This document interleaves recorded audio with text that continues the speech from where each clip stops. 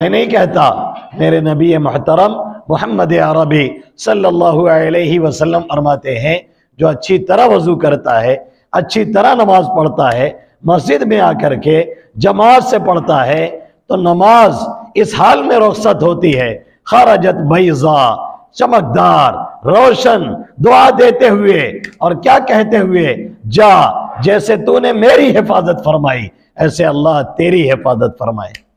اور جو نماز کی پابندی نہیں کرتا ہے یا جو وضو وغیرہ ٹھیک سے نہیں کرتا ہے یا جو جماعت سے ٹھیک سے نہیں پڑھتا ہے، اللہ کے حبیب صلی اللہ علیہ وسلم فرماتے ہیں خرجت سودا،